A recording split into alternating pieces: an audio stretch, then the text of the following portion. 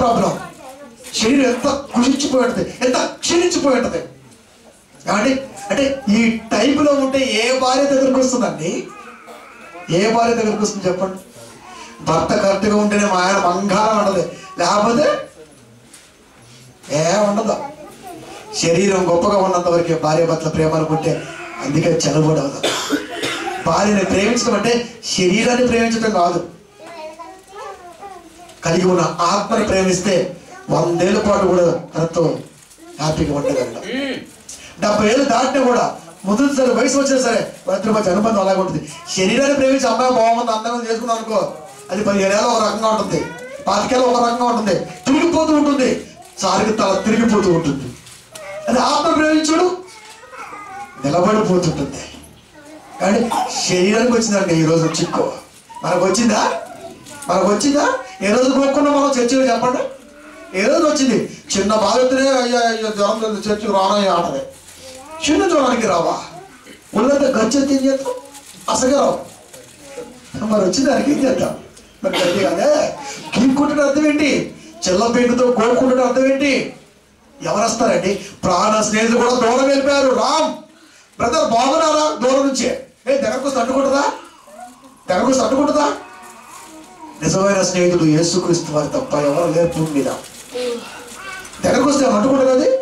కానీ చాలాసార్లు మీరు చూడండి, రోడ్డు మీద చాలా మంది చూసినాం, బైక్ మీద మాత్రం బోలేని క్రిస్టియన్ బొమ్మలు ఉంటాయి. వాడికి ఎవరైనా పొరపాటున ముష్టోడు కానీ కుష్టుడు కానీ వస్తే ఇలా వేస్తాడు, కానీ నేను ఇలా వేస్తాను. మీరు చూడండి, నేను అబద్ధం చెప్పట్లా, నేను చేయి టచ్ చేసి వేస్తాను. ఆ చేయి పరిస్థితి తెలియాలన్నా నీకు, వాడు పడుతున్న వేదన తెలియాలి నీకు. ఏ రోజు ఈ పాటిస్తాం మనం? మన బతుకులు ఉంటే కదా, ఉంటే కదా. అదిలో నీటి ఉన్నారు కూర్చుకుంటున్నావు సారికి, లేకపోతే పట్టండి అడిగితే ఏంటి? ఎంత దిగజారిపోయిందరా వ్యవస్థ. ఏమైనా దేవుని వాళ్ళరా బాధ కలుగుతుందా? అయినా చెప్పాలి మరి. యోబు సేవకుడు, యోబు దేవుని సేవ చేస్తున్నవాడు, అన్ని కోల్పోయాడు. చివరికి తన ప్రాణంలోకి వచ్చింది, చిన్న పెళ్లితో కోరుకుంటున్నాడు. ఇప్పుడు ఎవరి మాట వింటే యోబు దేవుణ్ణి తొలగిపోతాడో ఆవులోకి వచ్చేసింది. ఎవరో? భార్య. ప్రపంచంలో ఎవడైనా ఎవడి మాట వినకపోవచ్చు, కానీ భార్య మాట వినకుండా బతికే మగాడు భూమి మీద ఎవడు లేడు. తెలుసా మీకు? వింటాడు, వింటాడు. ఎందుకు? అమ్మగారంటే మరి దేవత. వింటాడు, వింటూ తప్పుడు కాదు, కానీ ఆ వినే మాట దేవుళ్ళు చెప్పబడుతుందా, దెయ్యం వైపు వెళ్తుందని చూడాలి. ఎందుకంటే దెయ్యం ఎక్కువగా స్త్రీనే వాడుకుంటుంది. బలహీనం, పాపం బలహీనం. కానీ ఆ బలహీన ఘటమే బలవంతురాలు అయితే ఒక ఇస్తరుగా కనపడుతుంది, ఒక నయముగా కనపడుతుంది, చరిత్ర తిప్పినటువంటి శారగా కనపడుతుంది. బలహీనతలోనే ఉంది బలం. ఆ బలం రావాలంటే ఈ టారెక్కి పోయాలి. వల్ల ఇంత దురదపెట్టి కోరుకుంటుంటే భార్య వచ్చి హెల్ప్ చేస్తాలేండి, బాధపడకండి, మనం నమ్మిన దేవుడు ఉన్నాడు అని అనుకుంటుందా? అంటే భర్త యథార్థవంతుడిగా ఉంటే భార్య ఇప్పుడు ఏ స్టేజ్లో ఉంది నీకు అర్థం కావాలి. ప్రిఫరెన్స్ కంటిన్యూ చేయాలి. అతని భార్య వచ్చి నువ్వు ఇంకా యథార్థతను వదలకుందువా, నువ్వు ఇంకా యథార్థతను వదలకుందువా, ఇంత పోయినా యథార్థ వదలవా? ఏమున్నాడా? ఏముంది? దేవుడు నమ్మితే మనకు వచ్చింది ఇదా? ఉన్నప్పుడు బాగానే విసిరా ఫ్యాన్లు, అప్పుడు అయ్యే లేవు ఫ్యాన్లు, అప్పుడు ఇసుతారా ఉంటాయి. ఉన్నప్పుడు బాగానే మా ఆయన యథార్థవంతుడు, నీతిపరుడు, దేవుడు సేవకుడు, గొప్పవాడు గొప్పగా చెప్పుకున్నా. నీలోకి వచ్చిన తెలియలా. యథార్థతను వదలకుందువా, యథార్థతను వదలకుందువా అంటే తనలోకి వచ్చి మాట్లాడుతుంది, తనలోకి వచ్చి మాట్లాడుతుంది. ఎవరిలాగా వచ్చిందండి దెయ్యం మనం అనుకుంటాం, కానీ చర్చి నుంచి పాడంతోనే తప్పు తీరద్దంతే. యేసుక్రీస్తు వారు రొట్టె పెట్టి ఇలా తీసిన వెళ్ళిపోయింది. పేతులు తెలుసా మీకు? అందరూ కూర్చోబెట్టాడు ఇదే ఇంట్లో, అందరూ ఉన్నారు మంచిగా, ఏస్తున్నాడు. అయ్యా ఇది వెళ్ళిపోతున్నా, సమయం వచ్చింది, సమయం వచ్చింది, వెళ్ళిపోతున్నాను, ఇదిగో నా శరీరము. ఎప్పుడు అన్నం తింటున్నప్పుడు ఇంత మొక్కెత్తోడు నా నోట్లోకి వచ్చిందా? భోజనం చేస్తున్నప్పుడు భోజనము మధ్యలో రొట్టె విరిచి ఇంత మొక్కిచ్చి ఇది నా శరీరము జ్ఞాపకం ఉంచుకోండి అంటే అప్పుడు నవిలి పెరత తప్ప నిజమా ఆలోచిస్తాడా? మనసంతా ఆడే కదా, తిండి మీద ఎక్కువ. అక్కడ ఆలోచించాలండి, అక్కడ ఆలోచించాలి. ఇంత అన్నం, ఇంత ప్రశాంతంగా ఉన్నటువంటి వాతావరణంలో, ఇంత మెచ్చినటువంటి అన్నంలో యేసుక్రీస్తు వారు ఇచ్చినటువంటి ఈ శరీరం ఎంత గొప్పదని ఆలోచించాలి. ఆలోచన అది ఆలోచించక 26 మత్తయి సువార్త అన్నాడు పాస్టర్ పనికి మాలినాడు. భోజనం పెట్టేటప్పుడు రొట్టె పెడతారంట. ఒరే తినేటప్పుడు తిండి మీద మనసు ఉందా, ఇచ్చే రొట్టె మీద మనసు ఉందా చూడాలని చెప్పాడు అక్కడ. అది తెలియదు నీకు, వాక్యాలు నీకు రావు. ప్రపంచం ఇలాంటి బోధ కూడా ఉండకూడదురా. భార్యలోకి వచ్చేసింది. భార్యలోకి వచ్చి యథార్థత వదలకుందువా, మరి వదలలేదు కదా. సపోర్ట్నెస్ ఏది? భార్య సపోర్ట్ లేకపోతే ఏ కుటుంబం వద్దెలదు తెలుసా మీకు. స్త్రీ ఎక్కడైతే గౌరవింపబడుతుందో, ఎక్కడైతే ప్రేమపడుతుందో ఆ కుటుంబం దివ్యమానంగా వెలుగుతుంది. బలహీనం నువ్వు ప్రేమించాలి. ఆసరా గుర్తుని తల వంచావా వచ్చినట్టు లోపల శుభ్రం తిరిగిపోతుంటుంది అంతే. దేవుడు చెప్పిన మాట తృణీకరిస్తావా నువ్వు? యథార్థత వదలకుందావా అన్నప్పుడు ఆయన అన్నమాడేది తెలుసా? దేవుడు దూషించి మరణకం అన్నప్పుడు అది అన్నమాడేది తెలుసా? మూర్ఖురాలు మాట్లాడినట్టు మాట్లాడుకో. ఎట్లా మూర్ఖురాలు మాట్లాడినట్టు మాట్లాడుకో. కానీ ఈ మాట ఏ క్రైస్తవ బ్రతుకుల్లో ఉన్నదో లేదో చూడాలరా. ఏమాట తెలుసా? మనము దేవుని వలన మేలు అనుభవింపదగునా, కీడును మనము అనుభవింపదగదా? మేలేనా? కీడు తీసుకోమా? మేలు వచ్చింది తీసుకున్నాం, మరి ప్రాబ్లం వచ్చింది దేవుడు తీసుకోవాలి. దేవాన్ని ఎందుకు బతుకుతున్నాం? ప్రాబ్లం వస్తుంది అయినా గొప్పగా ఉంటాం. ఇలా ఉండి చూడు ఎలా ఉంటుందో లైఫ్. రాగం తెలియపడు హైబ్రిడ్ మొక్క కంటే గౌరవం అయిపోయింది క్రైస్తవ సంఘం. కొంతకాలం టప్పుడు కాడగాసింది, తప్పుడు ఇరిగిపోయింది. మళ్ళీ ఇంకో మొక్క ఆడాలి ఇంట్లో. అయితే నాటు మొక్కలు నిలబడి చూడు, ఓడలాగా ఊడిపోతాం, మరి చుట్టూ ఓడలాగా. అదండి బ్రతికంటే. దేవుని వలన మేలు అనుభవిస్తామా, కీడు అనుభవించమా? ఈ సంగతులలో ఏ విషయం అందరూ కూడా యోబు నోటి మాటతో కూడా పాపం లేదా? ఎన్ని పాపాలు చేస్తుంటే ఈరోజు నోటి మాటతో మనం ఎన్నిసార్లు దేవుడి వాక్యం ధృవీకరించుంటాం, ఎన్నిసార్లు చర్చిని ఏముందలే అన్న పదం వాడుంటాం, ఎన్నిసార్లు ఇప్పుడు బాగపోతే ఏమైందిలే అని ఉంటాం. నువ్వు ఆలోచించండి ఈరోజు. ఇదండి ఇన్ని కష్టాలు మనకు వచ్చాయండి భూమి మీద. మనకు వచ్చాయి పోనీ సంఘంలో ఉంటున్నాం, 15 ఏళ్ళుగా 10 ఏళ్ళుగా 25 ఏళ్ళుగా పుట్టు క్రైస్తవులుగా ఉంటున్నాం. మనకు వచ్చాయండి. వస్తే ఉంటావా? రాలేదు కాబట్టి ఉన్నాం. వస్తే ఉంటావా? ఊడిపోతాం ఎప్పుడో. శ్రమ వచ్చినా ఎందుకు వచ్చిందో నీకు తెలియాలి. బాధ వచ్చినా ఎందుకు వస్తుందో నీకు తెలియాలి. ఎక్కడ మొదలైందో నీకు తెలియాలి. కానీ ఒళ్ళంతా దురద వచ్చింది, ఎక్కడ స్టార్ట్ అయిందో నువ్వు చెప్పగలవా? ఒళ్ళంతా దురద వస్తుంది, ఎక్కడ స్టార్ట్ అయిందో చెప్పగలవా? డాక్టర్ గారు చెప్తారు. పోగానే ఫస్ట్ అడిగే మాట ఏంటి తెలుసా? ఏం తిన్నావు రాత్రి అంటాడు. మీరు చూడండి వెళ్ళి. ఎందుకు? కడుపులో నుంచే కదా అన్ని బయటకు వచ్చేది, స్ప్రెడ్ అయ్యేది. పలానా తిన్నా కథం ఇప్పుడు రాస్తారు మెడిసిన్. నువ్వు చెప్పిన దానికి, నీ ఒంట్లో దురదకి ఎక్కడ ప్రాబ్లం తెలియని దానికి ఆయన మెడిసిన్ ఎలా ఇచ్చాడు? నువ్వే చెప్పావు. నువ్వు చెప్పావు రాత్రి పలానా తిన్నా అంతే. అక్కడి నుంచి మెడిసిన్ స్టార్ట్ అయింది. ఇప్పుడు ఒక ఇంజక్షన్, టాబ్లెట్, దురద తగ్గిపోయింది. మరి ఏ ఇంజక్షన్ అయితే నీకు ఈరోజు నీ దురద తగ్గిపోతే చెప్పాలి. ప్రేమనా దేవుని వల్ల ఈ బాధ ఎలా తగ్గుతుంది? ఈ బాధ ఎలా తీసేసుకోగలం? ఈ రోజున ఏ బాధ లేకపోయినా కాస్త చిన్న ప్రాబ్లం అయితే దేవుడి నుంచి వెళ్ళిపోతున్నాం. అందుకనే యోబు లాంటి ఉత్తముడు ఇంతవరకు భూమి మీద పొట్ల. ప్రేమనా దేవుని వల్ల. మరి మనకు వచ్చింది ఈరోజు నీ గురించి నా గురించి కూడా దేవుడు సంభాషిస్తున్నాడు. నిలబడతావా, తొలగిపోతావా? సత్యవాకులు ఉంటావా, తొలగిపోతావా? ఎక్కడ నువ్వే ఆలోచించుకో. అంటే నిజంగా చెబితే బాగుండండి. రాత్రి దర్శనం వచ్చి మీ ఇంటి గురించి రాత్రి మాట్లాడిన నేను, రేపు నీకు ప్రాబ్లం స్టార్ట్ అయిందంటే దేవుడు చెప్పిన కదా నో ప్రాబ్లం అంటాం. చెప్పట్లేదు మరి ఇక్కడ. కానీ నేను తొలగిపోతున్నావు, బాధపడుతున్నావు. అది కాదర్రా. 2వ దశలోని పత్రిక 5వ అధ్యాయము 9వ వచనం. దశలోని రాసిన 2వ పత్రిక 5వ అధ్యాయము 9వ వచనం. 5:9.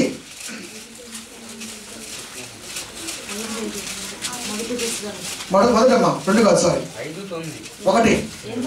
ఎందుకనగా మన ప్రభువైన యేసుక్రీస్తు ద్వారా రక్షణ పొందుటకే దేవుడు మనలను నియమించును, కానీ ఉగ్రత పాలకుడుకు నియమింప.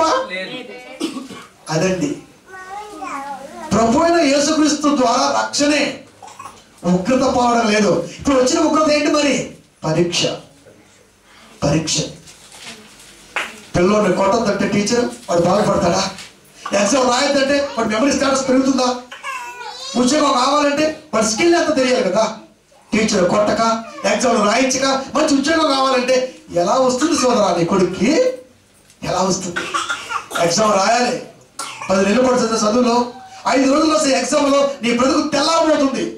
తెల్లబొమ్మ వేస్తావా? గొప్పగా ఉంటావు నువ్వే నిర్ణయించుకోవాలి.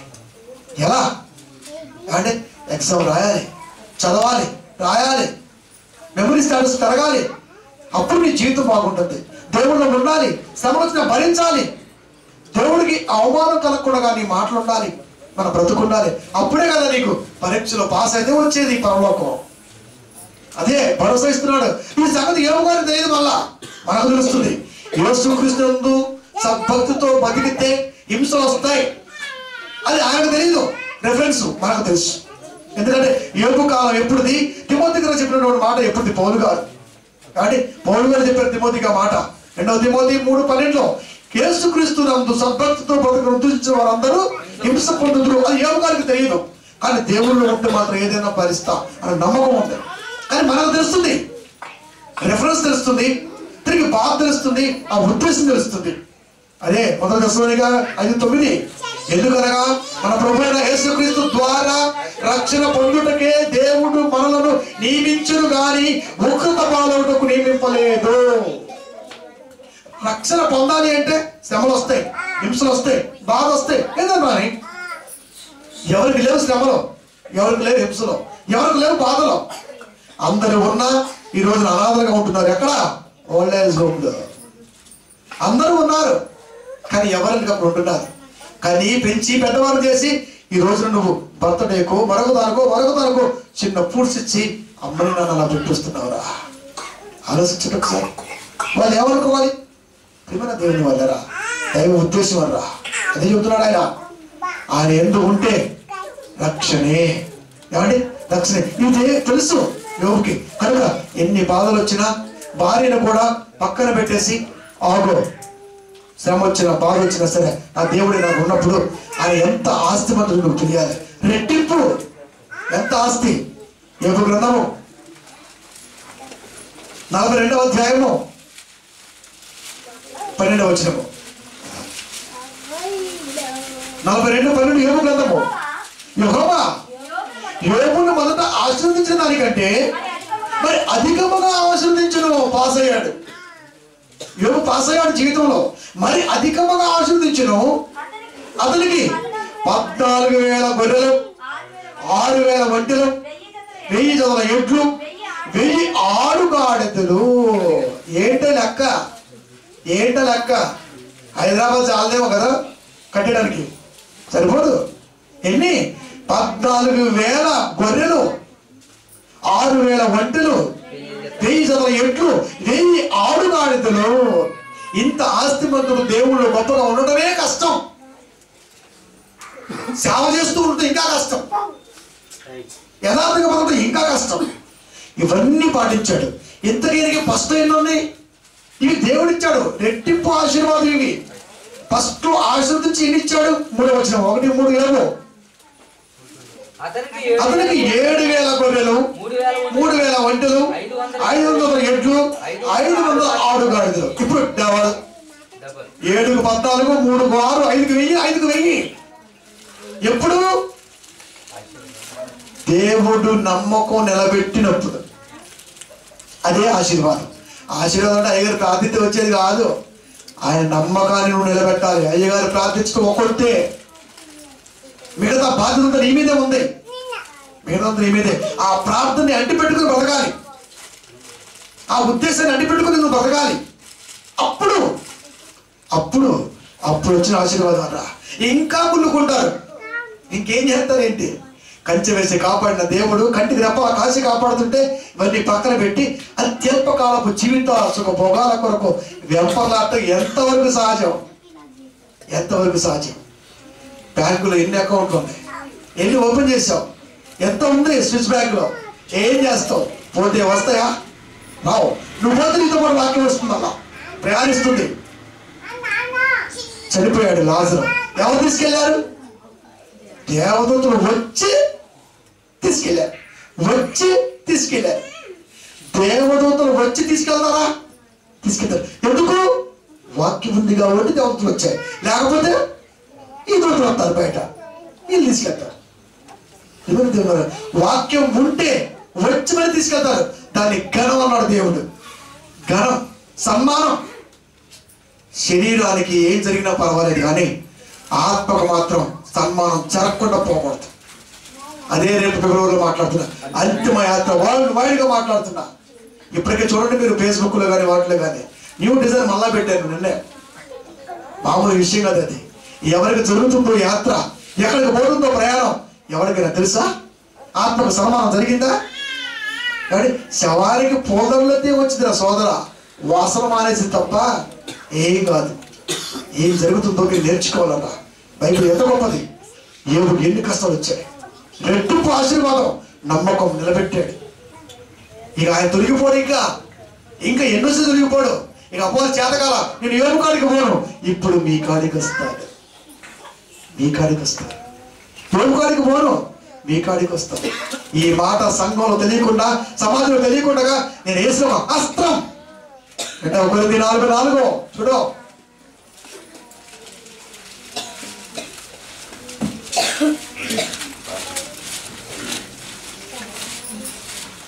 దేవుని స్వరూపి అయిన క్రీస్తు మహిమను కనపరచు సువార్త ప్రకాశము వారికి కనపడకుండా నిమిత్తము ఈ యుగ సంబంధమైన దేవత అవిశ్వాసమైన వారి మరో నేత్రాలకు ఇంకేదొస్తారా? ఏబు గారు అనగానే చాడ చెప్పాడు. ఏబు గారికి ఎన్ని కష్టాలు అంటాడు. ఇందుకు ఒక్కడు వచ్చి నిలబడమని చెప్పాడా? ఈ యుగ సంబంధమైన దేవత అంటే దెయ్యం. ఇంత గొప్ప జ్ఞానాన్ని ప్రక్కన పెట్టి, ఇంత గొప్ప ఆలోచనని ప్రక్కన పెట్టి ఏమేమి మాటలు చెబుతుందో ఒక మాటతో ముగిస్తా. తీసుకుంటావా? 38:2 ఏబు గ్రంథం చూడు.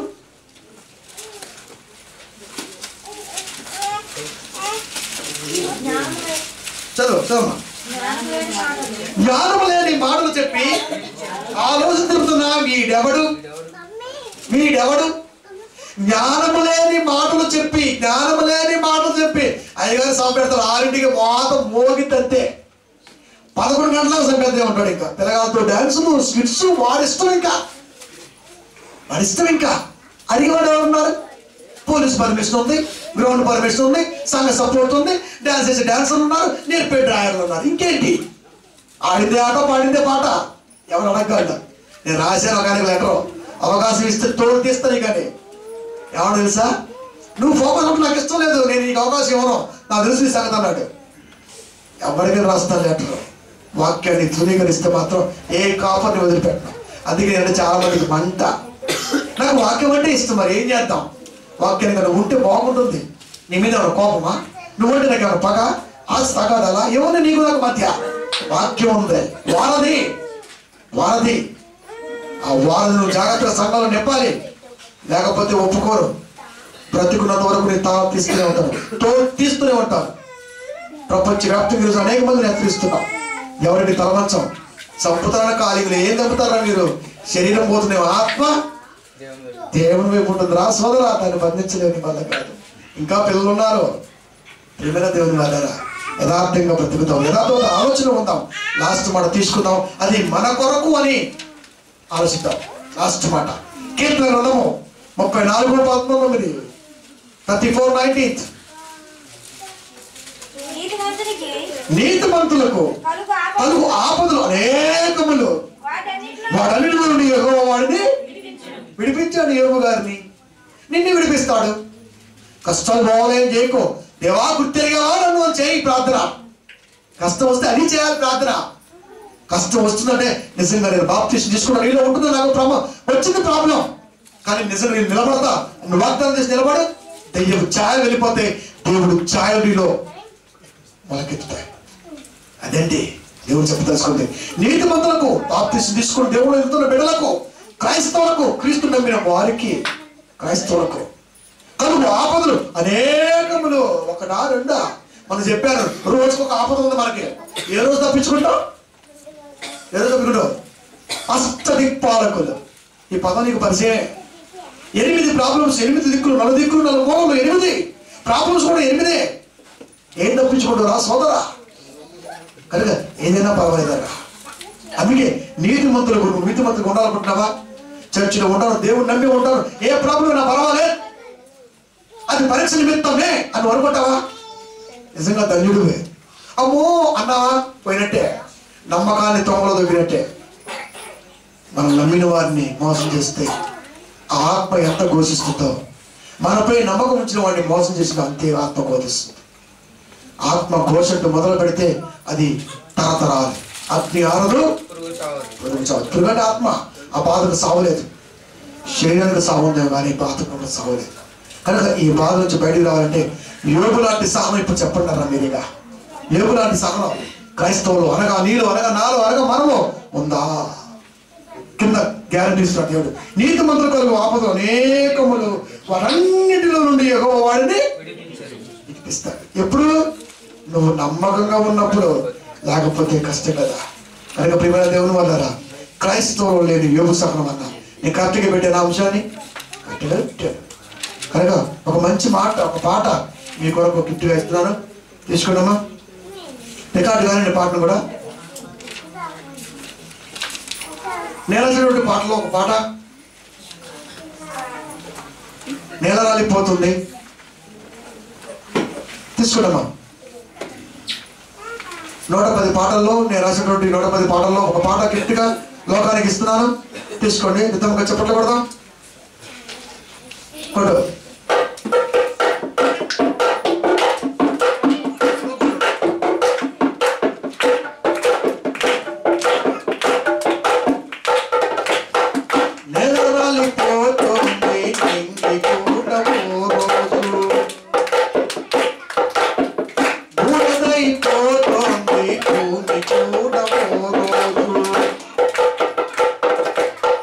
నిన్ను వదిలిపోతుంది ఆత్మ కూడా